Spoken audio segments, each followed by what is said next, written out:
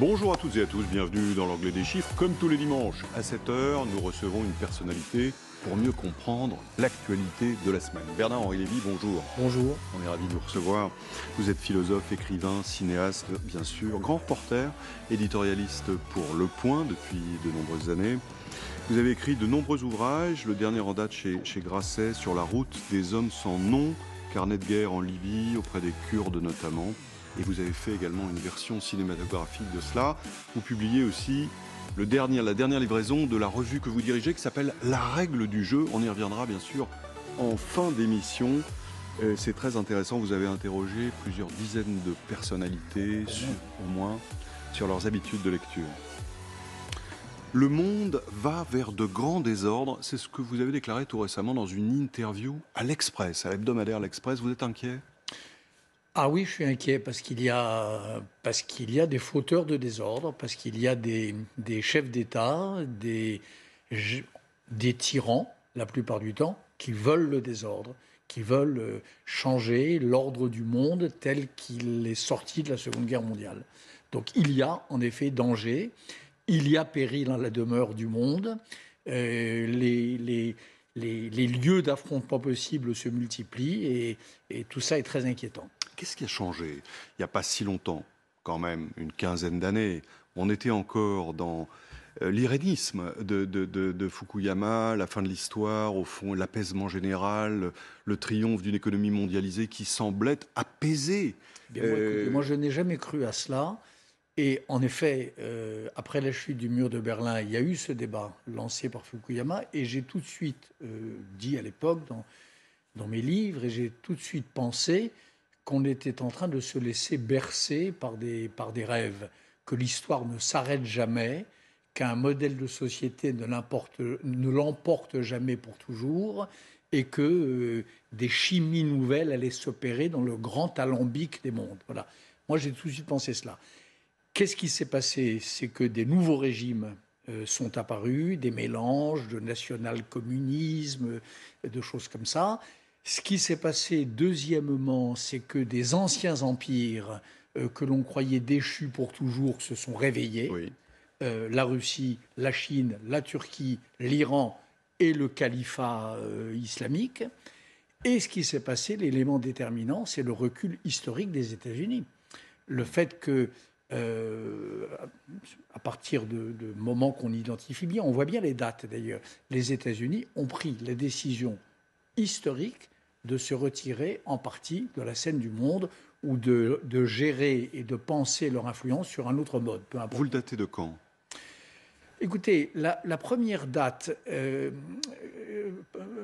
qui pour moi est évidente, c'est le moment où Barack Obama, et je le dis avec chagrin parce que moi je suis de ceux qui ont mis beaucoup d'espoir sur la première élection de Barack Obama. C'est le jour où Barack Obama a tracé en Syrie une ligne rouge qui était l'usage par le dictateur syrien de gaz contre les populations civiles. La ligne rouge a été franchie. Il n'a pas réagi. Et il n'a pas réagi. Voilà. Et il a trahi d'ailleurs son alliance avec la France. Les avions français étaient sur le point de décoller pour aller faire entendre la voix de la loi internationale. Et il a fait machine arrière. Ça, c'est la première étape. Deuxième étape, quelques années plus tard, Trump au Kurdistan. Les Kurdes, qui sont nos amis, nos alliés, nos frères d'armes, ont organisé un référendum d'autodétermination. Trump leur a dit, écoutez, vous allez vous faire foutre sur la gueule par les milices iraniennes, c'est pas notre affaire, débrouillez-vous. Le Kurdistan irakien a été amputé de toute une partie de son territoire, le plus prospère d'ailleurs, la zone de Kirkouk, étape numéro 2. Étape numéro 3, Trump, toujours, après l'invasion du Kurdistan syrien par Erdogan, par la Turquie, seule réponse, on retire nos boys et on les concentre sur les puits pétroliers, les réserves pétrolières. Et puis, quatrième étape, la dernière, la plus tragique, le retrait honteux d'Afghanistan, le 15 août dernier. De Biden. Et ça, cet aveu d'échec terrible des États-Unis et du monde libre. Voilà, ça, c'est les dates récentes. Mais il y a un fond métaphysique à tout ça, c'est pas seulement de la politique. Il y a un fond métapolitique, historique et métaphysique dans ce changement, dans ce recalibrage du logiciel américain. Demain, Emmanuel Macron se rend en Ukraine et en Russie pour tenter de désamorcer la crise. Et il va rencontrer notamment Vladimir Poutine. C'est Kevin Eliès qui nous raconte le programme du président. L'ambition est claire, peser un peu plus dans les négociations. Lundi, Emmanuel Macron sera en Russie pour rencontrer Vladimir Poutine avant d'échanger le lendemain avec son homologue ukrainien. Un soutien plus que jamais nécessaire pour Kiev. Le flot continu de délégations étrangères de haut niveau en visite en Ukraine empêche la Russie d'envenimer la situation davantage. Nos partenaires croient en l'Ukraine et cela veut dire que la stratégie d'intimidation de Moscou ne fonctionne pas. Moscou aurait massé environ 100 000 soldats aux frontières de l'Ukraine et envisagerait des attaques selon Washington. Nous pouvons maintenant dire que les États-Unis ont des informations selon lesquelles la Russie envisage d'organiser des attaques réalisées, soi-disant par l'armée ou les forces de renseignement ukrainiennes. L'option mise en avant par les Russes et que nous avons rendue publique aujourd'hui implique la production d'une vidéo de propagande, une vidéo de fausse explosion représentant des cadavres. Les Occidentaux appellent à une désescalade des tensions. Le déplacement d'Emmanuel Macron devrait permettre de remettre l'Union européenne au cœur des négociations. Que cherche exactement Vladimir Poutine? Est-ce qu'on va vers la guerre, croyez-vous? Il cherche à déstabiliser l'Ukraine, déstabiliser l'Union européenne, affaiblir le monde libre en général et prendre sa revanche sur ce qu'il considère être depuis 20 ans l'événement géopolitique majeur du XXe siècle, c'est-à-dire l'effondrement de l'URSS. Au fond du fond, je crois que ce qu'il cherche, c'est d'infliger à l'Occident le type de blessure géopolitique, narcissique et morale que la Russie, d'après lui, s'est vue infliger avec la dissolution de l'URSS. Voilà, c'est retour de l'adresse à l'envoyeur. Est-ce qu'il y a eu des erreurs de la part des Occidentaux, une sorte de naïveté pour qu'ils s'autorisent justement de tenter de renvoyer la blessure qu'il a reçue?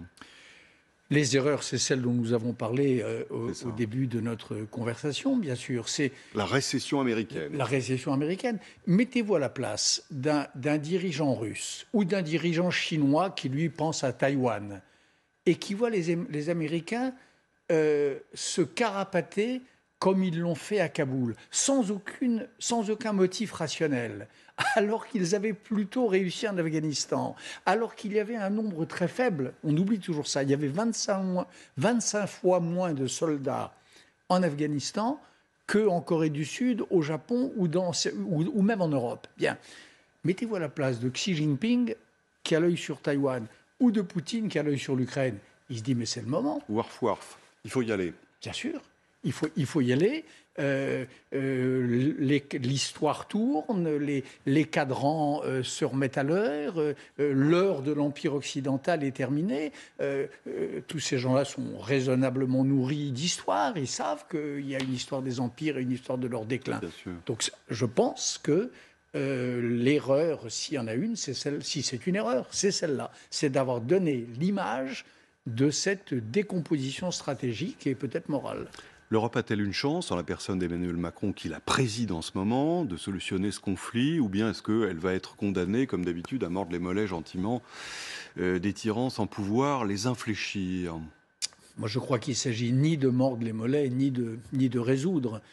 Il me semble que l'utilité du voyage du président français sera grande, surtout s'il rappelle à Vladimir Poutine la réalité de la situation. Voilà, c'est-à-dire que le choix de ces alliances par l'Ukraine n'est pas négociable, à savoir que la modification des frontières unilatérale n'est pas pensable. Voilà, si le président Macron, et j'imagine que c'est son intention, rappelle à son homologue russe, les yeux dans les yeux, les invariants, les fondamentaux de cette situation, il n'a pas affaire à un fou. Vladimir Poutine est un dirigeant rationnel qui avance lorsqu'il sent qu'on est faible et puis qui recule quand il sent qu'on est fort. Ça veut dire qu'il n'entend que le rapport de force. Article 1, il n'entend que le rapport de force. Article 2, il est beaucoup plus faible qu'il ne le croit, et en tout cas que nous ne le pensons, nous les Occidentaux. Il est un nain économique, il est un nain démographique, la population russe se sent mal soignée et vit très mal cette fin d'épidémie du Covid. Donc il est beaucoup plus faible que ne le donne à penser son arrogance. Et nous sommes, quand nous le voulons, infiniment plus forts. L'OTAN a la possibilité de dire voilà quelles sont les limites et on ne transigera pas avec elles.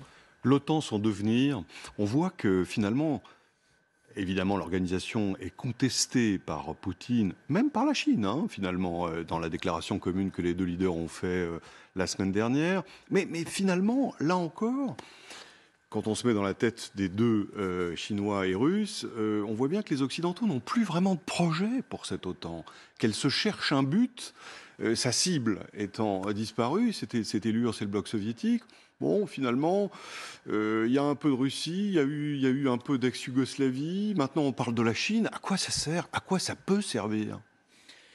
Ce qu'il y a dans la tête, en tout cas, des autocrates russes et chinois, c'est qu'on est en train de pénétrer dans une nouvelle zone de l'histoire, que les alliances sont en train de se recomposer et que, entre eux, vous savez, il y a eu une photo il y a 2 ans et demi, je crois, de Poutine, le président Khamenei, dans mon souvenir, et Erdogan, à Téhéran. Oui. Voilà. Cette photo-là, elle est emblématique. Ces 3 dirigeants-là, plus le soutien économique de la Chine, plus le soutien financier du Qatar, quand Erdogan voit sa monnaie dégringoler à la suite de la crise diplomatique avec les États-Unis, cette photo-là, elle dit tout. Il y a une espèce d'axe nouveau, d'axe revanchiste, révisionniste, autoritaire, un axe des dictatures ou des démocratures qui est en train de se constituer. Et cet axe-là, il est dirigé contre qui ? 1, contre leur peuple, et 2, contre les démocraties. Voilà. Donc c'est ça qu'ils ont dans la tête. Et cette alliance sino-russe, il faut la prendre extrêmement au sérieux. Elle n'est pas évidente.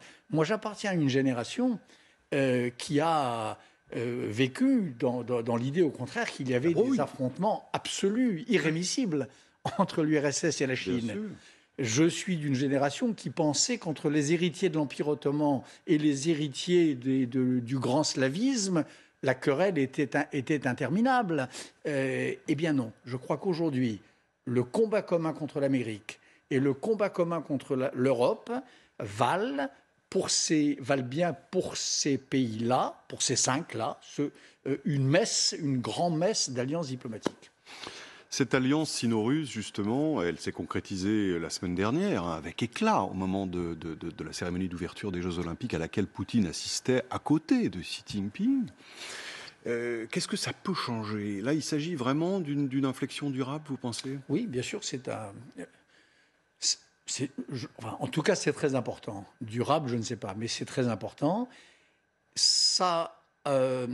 pour l'instant, ça a une portée diplomatique et géopolitique claire, mais ça peut avoir demain des implications financières et économiques. Oui. Imaginons... Il y a d'ailleurs un volet économique important. Imaginons que ces pays-là, la Chine, la Russie et les autres dont je parlais, imaginons le groupe de Shanghai, hein, oui. Imaginons qu'ils se mettent d'accord autour de l'idée de créer une monnaie de réserve ou un instrument d'échange qui se passe du dollar. Bien sûr. Imaginons ça. Nos menaces d'arrêter le système SWIFT n'ont plus aucun objet. N'ont plus aucun objet. Et je pense, moi, que ce qui est en train... Alors, ça ne se fera pas du jour au lendemain. On ne relibelle pas les échanges mondiaux en 3 minutes. Mais c'est probablement ce qui est en train de se jouer dans les cuisines de ces chancelleries-là. Vous évoquiez Taïwan tout à l'heure. C'est vrai que la Chine défend évidemment ce qu'elle appelle la réunification, c'est-à-dire l'annexion du régime libre sur cette petite île qui est au large des côtes chinoises. Est-ce que vous pensez que les Américains iraient se battre pour défendre Taïwan ou pas? Les Américains d'aujourd'hui, c'est-à-dire ces Américains dont je dont nous parlions tout à l'heure, qui ont renoncé à leur vocation politique et morale selon les étapes dont je parlais. Ces Américains qui renoncent à ce que j'ai appelé leur vocation virgilienne, c'est-à-dire on refait les valeurs européennes autrement, mieux, que le projet américain, c'est ça. L'Amérique, c'est un pays qui est fabriqué il y a un peu plus de 2 siècles par des gens qui quittent l'Europe en disant l'Europe est en train de sombrer dans les flammes des guerres de religion. On emporte avec nous les valeurs européennes comme aînés fuyaient la guerre de Troie avec les pénates de Troie pour les replanter à Rome. On emporte les valeurs européennes et on va les replanter en Amérique. On va faire une Europe en mieux. Le projet américain, c'est ça. C'est les Lumières, la Renaissance, les Lumières, le meilleur des valeurs de l'Europe en encore mieux. Bien, l'Amérique qui renonce à ça, elle ne va pas aller se battre pour Taïwan. C'est-à-dire qu'elle ne va pas aller se battre. Pourquoi ? Pour empêcher que ne soit écrasée une vraie démocratie. Moi, je suis allé à Taïwan. Ce n'est pas seulement une querelle nationale, etc. C'est une querelle entre des régimes politiques complètement antagonistes, enfin, disons, bien sûr. Avec une démocratie à Taïwan vivante, une démocratie représentative, un État de droit, etc. Le projet de la Chine, ce n'est pas la réunification seulement, c'est écraser la démocratie taïwanaise. De même que le projet de Poutine en Ukraine, ce n'est pas d'aller conquérir les champs d'ammoniac ou de phosphate ou du Donbass. Hein, ce n'est pas les mines. Le vrai projet, c'est d'écraser ce rêve démocratique qui est né sur le Maïdan ukrainien, la place, et qui, à leurs frontières, est perçu par eux comme étant fauteur de désordre. C'est ça le projet des Russes et des Chinois. Tout le monde a l'air de dire...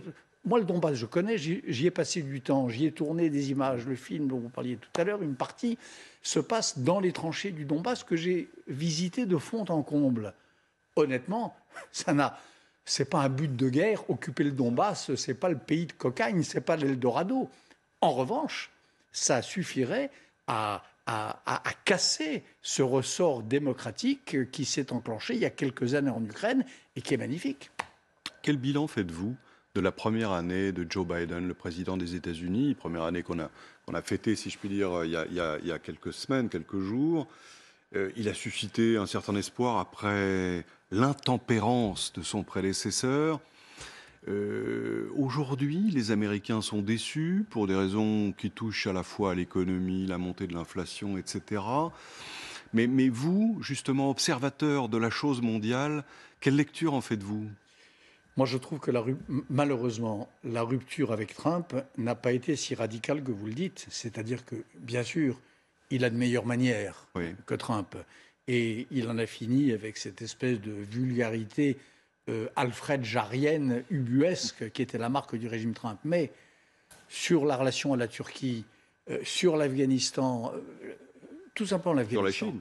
Et la Chine, il a ratifié oui, mais la Chine, ça, c'est pas plus mal. Mais sur l'Afghanistan, ce qu'a fait Biden le 15 août dernier, c'est-à-dire l'abandon de l'Afghanistan aux talibans, l'abandon des femmes afghanes qui croyaient en notre soutien, c'est l'application stricte du programme trumpien. C'est terrible. Trump l'avait programmé, en avait rêvé, et Biden l'a appliqué. Donc moi, ce qui me frappe malheureusement, si on parle de bilan de cette première année Biden, c'est plutôt la continuité sur les grands sujets qui m'importent et qui me semblent, dont dépend, je crois, l'avenir des jeunes gens d'aujourd'hui, de nos enfants. Je crains malheureusement que le bilan ne soit pas très brillant. Et d'ailleurs, j'étais aux États-Unis il n'y a pas très longtemps, où justement j'ai eu l'occasion de rencontrer des sénateurs et des représentants pour parler de la question de l'Ukraine, que je connais un tout petit peu. J'ai été frappé de voir que le trouble est très grand dans l'État profond américain, ce qu'on appelle, d'un terme, administration et représentants et sénateurs. Il y a un grand désarroi, y compris chez les démocrates, c'est-à-dire chez les gens qui sont du parti de Biden. Ils ne comprennent pas bien. J'étais là, je crois, j'étais auditionné par un groupe de sénateurs quelques heures après, ou quelques jours peut-être après que Biden ait dit sur l'Ukraine, si c'est une petite incursion, c'est pas grave, on passera l'éponge. J'ai vu des sénateurs démocrates qui, franchement, renversés, dont ça choquait très profondément les convictions. Ne parlons pas de certains républicains non trumpistes, mais qui ont une grande idée de l'Amérique. Donc ce bilan, il y a intérêt à ce qu'il redresse la barre là, dans les 3 ans qui lui restent. On en vient à la France. Cette semaine, enfin c'était dimanche dernier, c'était le résultat de la primaire populaire qui désigne Christine Taubira comme candidate. On va écouter, se rappeler la restitution des résultats qui avaient été faits justement dimanche soir par l'équipe qui a organisé cet ovni politique. L'ordre d'arrivée est donc en première position Madame Christiane Taubira avec une mention bien plus. En deuxième position, Monsieur Yannick Jadot avec une mention assez bien plus.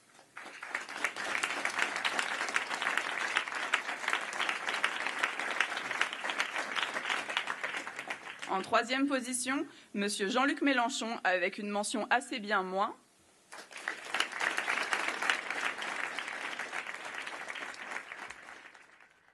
Palmarès saugrenu, le philosophe politique que vous êtes, comment voit-il cette primaire et ces 400 000 votants? Est-ce que c'est ça, la politique de demain?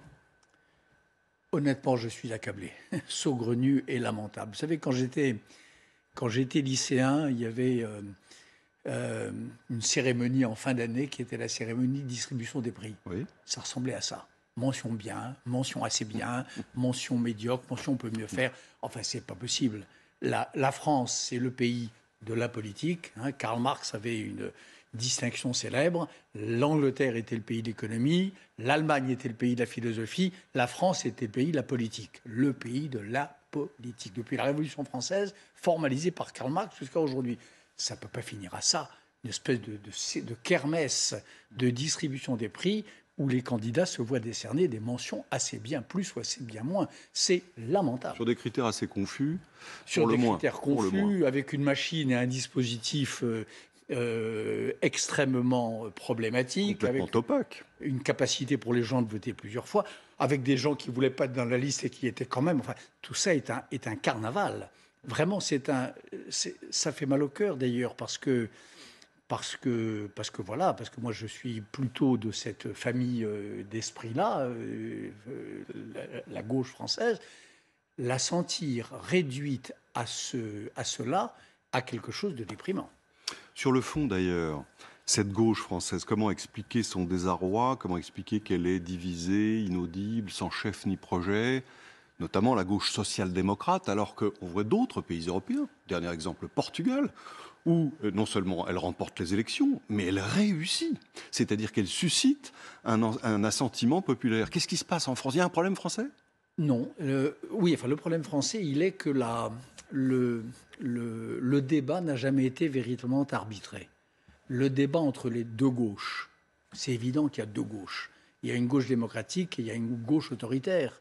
Et il y a une gauche qui pense que les valeurs de la gauche, elles se défendent aussi sur le Maïdan ukrainien. Et puis il y a une gauche qui pense que les valeurs de la gauche, elles se défendent au Venezuela, à Cuba ou main dans la main avec Vladimir Poutine. En gros, Anne Hidalgo et Jean-Luc Mélenchon, c'est par un abus de langage monstrueux qu'on les voit comme les deux branches d'un même arbre qui s'appellerait la gauche. Bien, ça on le sait. Depuis 30 ans, on sait cela. En Europe en général. Le pays où malgré les efforts vaillants des uns et des autres, d'Anne Hidalgo, de Manuel Valls, de François Hollande, le pays où ça n'a pas été arbitré, c'est la France. Voilà. Et donc on a en effet cette situation où la gauche se divise entre ce nostalgique de dictature peu recommandable qu'est Mélenchon, et puis cette vaillante social-démocrate qu'est Anne Hidalgo. Tout ça, c'est la gauche. Alors, tant qu'on continuera à dire que tout ça, c'est la gauche, il ne faut pas s'étonner que les électeurs ne viennent pas, que quand ils viennent, ils n'y comprennent rien, et que la gauche soit faible et n'ait aucune chance de revenir dans l'histoire. Les sociodémocrates français n'ont-ils pas une responsabilité là-dedans? Oui, parce qu'ils n'ont pas été... ils ont fait trop de... Mais ça, c'est l'héritage probablement des années Mitterrand. Ils n'ont pas coupé, taillé dans le vif de ce débat, Oui. avec la force qu'il aurait fallu. Je ne mets pas en cause les femmes et les hommes. Moi, je pense par exemple que la candidate du Parti socialiste et de la gauche, d'ailleurs, Anne Hidalgo, je trouve qu'on est beaucoup trop sévère avec elle. C'est une femme de qualité qui s'est donné, me semble-t-il, de loin un rôle qui est justement d'assumer et de penser cette tradition social-démocrate et d'en affirmer les valeurs et les principes. Voilà. C'est méritoire, ça n'est pas... c'est en tout cas courageux. Ni honteux, ni négligeable. Et d'ailleurs, il n'est pas exclu que l'histoire ne soit pas terminée. On verra. Tout ça peut rebondir. Mais la caractéristique française, si vous comparez à l'Italie, au Portugal, en effet, et d'une certaine manière à l'Espagne, oui. c'est que ce débat-là n'a pas été vraiment tranché. Voilà, alors peut-être parce qu'on est...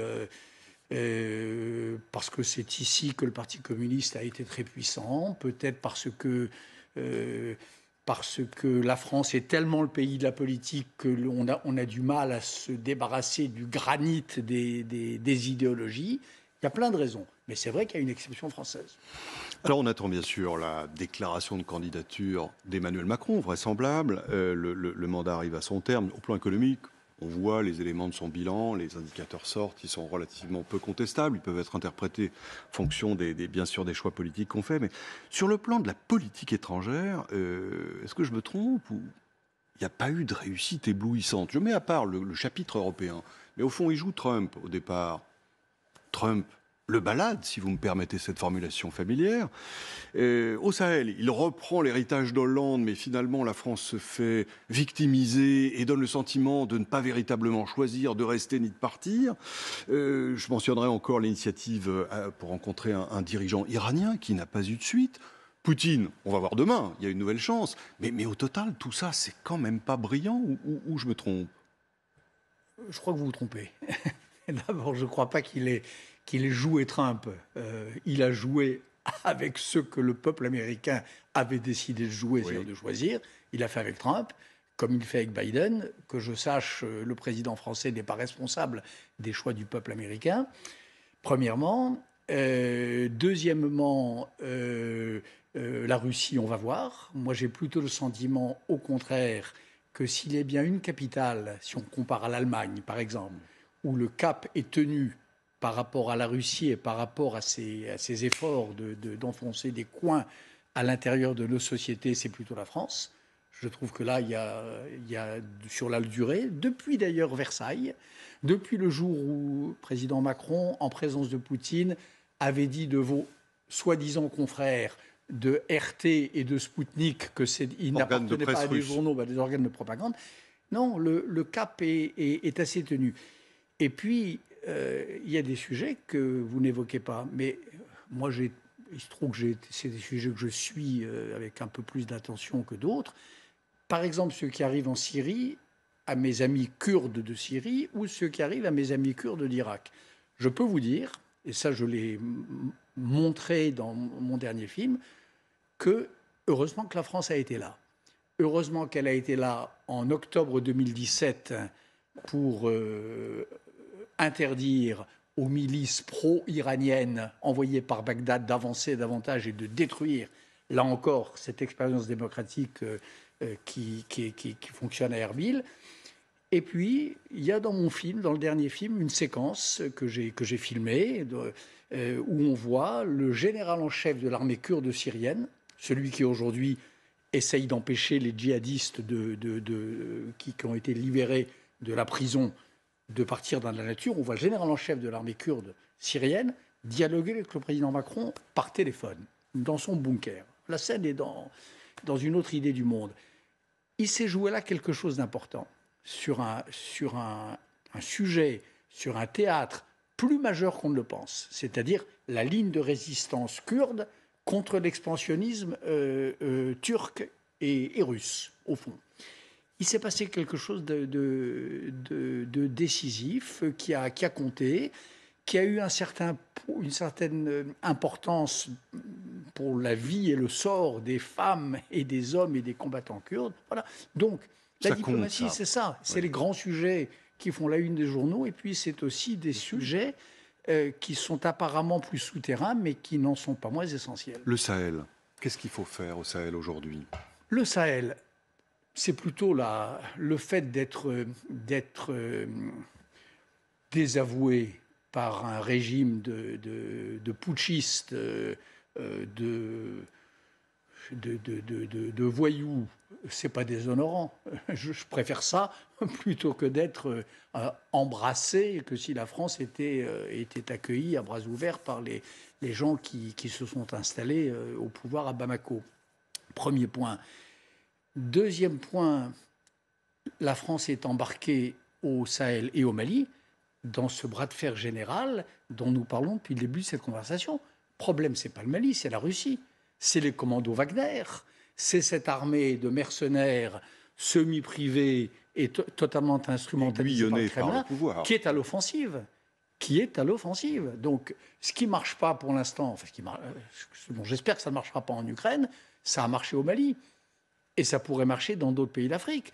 Donc, en effet, c'est la même confrontation. C'est la même confrontation. Alors, dans une confrontation globale, générale de ce genre, sur tous les fronts, il y a des fronts où on tient, la France, mettons, puis il y a des fronts où on recule. Alors, est-ce que c'est un recul provisoire ou un recul définitif ? Moi, je suis de ceux qui espèrent que c'est un recul provisoire. Je suis de ceux qui prennent au sérieux le président Macron quand il dit, par exemple, il y a 6 mois, qu'il redéploie l'opération Barkhane et qu'il la transforme en opération antiterroriste. Et en tout cas, je suis de ceux qui pensent que la vraie question, c'est pas de savoir si on continue d'être les bienvenus à Bamako, c'est de savoir si on continue ou pas la lutte anti-djihad, la lutte anti-islamisme radical dans la région ou non. Voilà. À ma connaissance, la France n'a pas l'intention d'arrêter cette lutte contre l'islamisme radical, les dégâts qu'il peut commettre sur place et les dégâts qu'il peut commettre de l'autre côté en Europe. Voilà. La règle du jeu, c'est le nom de la revue que vous dirigez. Alors, elle est trimestrielle. Sa dernière livraison, qui est parue le 26 janvier, donc tout récemment, a interrogé plus de 100 personnes sur leurs habitudes de lecture. Vous posez, au fond, 4 questions qui sont toujours les mêmes à des intellectuels, des philosophes, des acteurs, des écrivains, des politiques, Emmanuel Macron, Bruno Le Maire. Les questions, vous nous les rappelez, à quel moment de la journée lisez-vous le plus volontiers ? Oui. Y a-t-il des classiques dans lesquels vous n'avez jamais eu envie de vous plonger ? Quels sont les livres qui ont eu de l'influence, qui ont changé votre vie ? Et j'oublie la dernière. Et la dernière, c'est est-ce qu'il vous arrive d'aimer des mauvais livres ? Ah oui, c'est ça. Voilà. Alors, qu'est-ce que vous en retirez ? Parce que c'est un kaléidoscope très riche, et c'est évidemment très intéressant de se plonger dans ce qu'a dit tel ou tel écrivain ou tel politique. Est-ce qu'il y a des éléments un peu transversaux qui vous ont sauté au visage ? Il n'y a pas d'éléments. Heureusement, il n'y a pas trop d'éléments transversaux parce que c'est l'expérience de la lecture. Ça fait partie des expériences les plus singulières de chacun. Il y a quelques aventures comme ça. Il y a l'amour, et puis il y a la lecture, et puis quelques autres qui font partie des expériences qui nous sont personnelles à chacun. Donc, ce qui me frappe au contraire, c'est que, en tout cas, chez ceux qui ont répondu avec leur cœur et en vérité, le caractère totalement inattendu des réponses. Voilà. Il n'y a pas d'invariants. Il n'y a pas de fondamentaux transversaux. Les gens lisent plutôt le soir, d'après ce que j'ai lu. Ça dépend. C'est assez logique. Il y a des gens qui lisent le soir, il y a des gens qui lisent le matin, il y a des gens qui lisent debout, il y a des gens qui lisent dans le métro, il y a des gens qui lisent dans leur bain, il y a des gens qui lisent à chaque instant où ils le peuvent. Au contraire, on est là face à... Valérie Larbaud parlait de ce vice impuni qu'est la lecture, ce vice, le contraire d'une vertu. Et il y a quelque chose de ça. Il y a chez les uns et les autres, et chez les plus vertueux de ceux que nous avons interrogés, il y a ce rapport très clandestin à la lecture, ce rapport bizarre sur lequel d'ailleurs il ne lève souvent qu'un coin du voile. Donc voilà, c'est une enquête passionnante. Vous savez, jusqu'à présent, on s'intéressait plutôt à comment les écrivains écrivent dans ce genre d'enquête. Oui. Il y a une enquête qui était, je crois, pour Nathan Devers, qui a dirigé ce numéro, et Mariette Fransat, qui est la jeune directrice de la rédaction de la revue. Le modèle, je crois, ce qui a décidé, c'était l'enquête des surréalistes, des Dada, en 1919, sur comment écrivez-vous. Comment écrivez-vous ? Comment écrivez-vous. Et la rédaction de la règle du jeu a eu l'idée de transformer la question en comment lisez-vous. Ben, c'est la même chose à l'envers, voilà. Alors Emmanuel Macron vous répond, bien sûr. Donc il vous parle justement des livres qui ont changé sa vie. Flaubert, Madame Bovary. Et alors il parle du style de Flaubert, évidemment en termes justement très, très laudateurs. Et puis bien sûr Stendhal. Oui, Égide. Égide, les nourritures terrestres. Égide, voilà. Oui, mais voilà un cas où je crois que la vérité est dite. Parce qu'honnêtement, ce n'est pas des écrivains très à la mode. Gide, les derniers à se réclamer de Gide parmi les grands, en tout cas parmi ceux que j'ai croisés moi, c'était Jean Daniel, qui était un gidien impénitent, c'était Jacques Lacan, et c'était Sartre, qui disait être gidoyen. Mais depuis ça, Gide n'est pas très tendance, parce que je trouve ça bien que ce jeune président de la République pense, comme Sartre, comme Lacan ou comme Jean Daniel, que le gidisme est un éducateur de sensibilité, et y compris et notamment à travers ce livre, donc Les nourritures terrestres, qui n'est pas le mieux famé des livres de Gide, que certains jugent. Je crois que d'ailleurs il y a une très belle revue que je vous recommande, qui est la revue que vient de créer Yann Moix, qui s'appelle Année Zéro, qui est entièrement consacrée à Gide. Et je crois d'ailleurs que la thèse de mon camarade Moix, c'est que Les nourritures terrestres ne sont pas le meilleur livre de Gide, loin s'en faut. Ben, j'aime bien que le président Macron dise... le défende. Le défende, et dise qu'il a appris, que le jeune homme qu'il fut a pris le sens de la vie, le sens de la transgression, le sens des limites à travers un livre comme celui-là. Flaubert, je vous rappelle... ce texte fameux de Proust disant que l'invention du « et » en début de phrase par Gustave Flaubert est aussi important qu'un changement géopolitique, que c'est aussi important qu'une modification dans la perception que nous avons de la condition humaine. Voilà, c'est ça un écrivain. Dans cette extraordinaire prolifération des écrans que nous connaissons, la lecture garde toujours une place. Vous la voyez se maintenir, vous la voyez décliner. Quels sont les pronostics que vous faites sur l'avenir du livre et de la lecture ? Je la vois totalement se maintenir, et dans le texte d'ailleurs que j'ai moi-même écrit, où je réponds aux questions que je pose aux autres et où j'essaie de faire une sorte d'état des lieux de la lecture aujourd'hui, je démontre en particulier que l'âge des écrans ne change rien au règne de l'écrit. Voilà, je pense cela. Et je démontre en particulier que ce règne des écrans, ou cet âge des écrans dans lequel nous sommes entrés, celui qui a été totalement anticipé, d'abord par un immense écrivain, grand théoricien de la lecture qui est Borges. La conception borgésienne de la bibliothèque ressemble à s'y méprendre à l'arborescence qui nous est offerte par Google et le reste.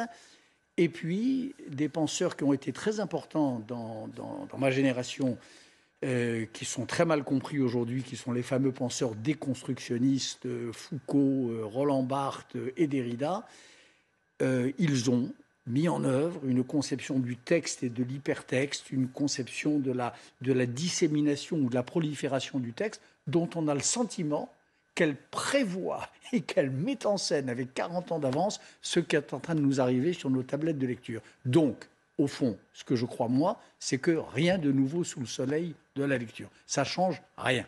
Quels sont les livres qui vous ont changé la vie, à vous, Bernard-Henri Lévy ? Oh, je le dis dans ma propre réponse. Il y a les livres de Malaparte, par exemple, le Caput de Malaparte qui a changé mon regard sur le monde et sur la guerre. Il y a les grands livres d'Hemingway. Il y a ce chef-d'œuvre de la littérature amoureuse qu'est Belle du Seigneur, que j'ai lu l'année de sa sortie à 19 ans et qui a... C'était en 68, si ma mémoire est bonne. 68, voilà, j'avais 19 ans, c'était l'été 68, me semble-t-il, 20 ans, 19 ans. Et vraiment, j'ai le sentiment que cela a pesé lourd dans celui que je suis devenu. Voilà des livres qui ont changé ma vie. Et puis la littérature philosophique qui m'a formé. En tout cas, un homme, il est ce que ses parents en font, et puis il est les livres qu'il a lus. Voilà. Il est le milieu social qui l'imprègne, et il est les auteurs qui peuplent son panthéon. C'est aussi important. Par rapport au déterminisme des penseurs du soupçon, des marxiens, des freudiens, ou même des nietzschéens, il y a quelque chose qui fait le poids avec ces grosses déterminations-là, qui font qu'on est prisonnier. Il y a ce ciel d'idées, de mots et de noms qui vous hissent au-dessus de vous-même, qui vous font un peu mieux que vous n'êtes et qui vous forgent. Voilà. La forge d'un humain, elle est dans le petit Olympe des livres. Dernière question. Quel est justement, on va rester dans les livres, le meilleur livre que vous avez lu récemment ? Alors, si c'est vraiment récemment, j'ai lu un livre ce matin, qui est le livre d'un de mes camarades de Cagnes, qui vient de paraître chez Gallimard, qui s'appelle « Les années manquantes », et dont l'auteur s'appelle Jean-Noël Pancrazy. Voilà. C'était un de mes camarades il y a 50 ans maintenant, un peu plus, même 54 ans. Et en quelques mots, qu'est-ce que vous y avez trouvé ? Une langue admirable, une musique merveilleuse, et puis pour un garçon que j'ai connu au sortir de cette saison-là, la description de ces années manquantes au départ de l'Algérie de sa naissance, dans une ville du sud de la France, pris en charge par une grand-mère austère et magnifique. Voilà. Et le devenir adolescent de ce jeune homme, mon vieux camarade, que je ne vois jamais d'ailleurs, Jean-Noël Pancrazy. Et il faut que j'ai lu ça ce matin. Merci à vous, Bernard-Henri Lévy. C'était passionnant de vous écouter. Merci à vous de nous avoir suivis. On se retrouve bien sûr dimanche prochain. Même lieu, même heure. D'ici là, bonne semaine à toutes et à tous.